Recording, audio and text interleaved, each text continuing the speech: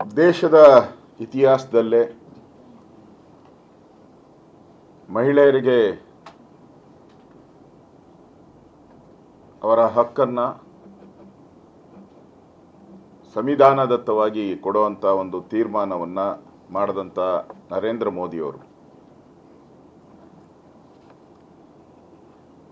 ಈ ಬಿಲ್ಲು ನಿನ್ನೆ ಪಾರ್ಲಿಮೆಂಟಲ್ಲಿ ಸರ್ವಾನುಮತದಿಂದ ತೀರ್ಮಾನ ಸರ್ವಾನುಮತ ಆಗಬೇಕಾಯಿತು.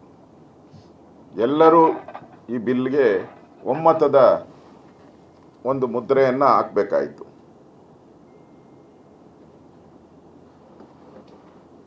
ರಾಜ್ಯದ ದೇಶದ ಮಹಿಳೆಯರ ಪರವಾಗಿ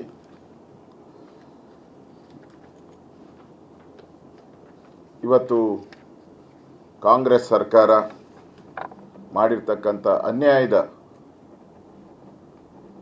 ರಾಜ್ಯದ ಜನತೆಗೆ ದೇಶದ ಜನತೆಗೆ ತಿಳಿಸುವಂಥ ಇದೊಂದು ಪತ್ರಿಕಾ ಸಂದರ್ಶನ ನಂದು. ಇದು ಮಹಿಳಾ ಸಬಲೀಕರಣ ಬಿಲ್ ವಿಫಲ ಆಗಿದ್ದು ಒಂದು ಸಾಮಾನ್ಯ ಘಟನೆ ಅಲ್ಲ, ಸಾಮಾನ್ಯ ವಿಚಾರನೂ ಕೂಡ ಅಲ್ಲ.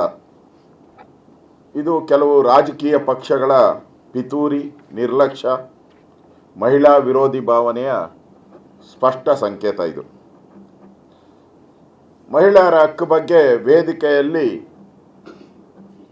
ಕಳೆದ 60 ವರ್ಷ ಅಧಿಕಾರ ನಡೆಸಿದಂಥ ಕಾಂಗ್ರೆಸ್ ಅವರು ದೊಡ್ಡ ದೊಡ್ಡ ಭಾಷಣಗಳನ್ನು ಮಾಡ್ತಾರೆ, ಆದರೆ ಕಾರ್ಯರೂಪಕ್ಕೆ ತರುವಂಥ ಸಂದರ್ಭದಲ್ಲಿ ಅವರು ಶೂನ್ಯ. ಅದು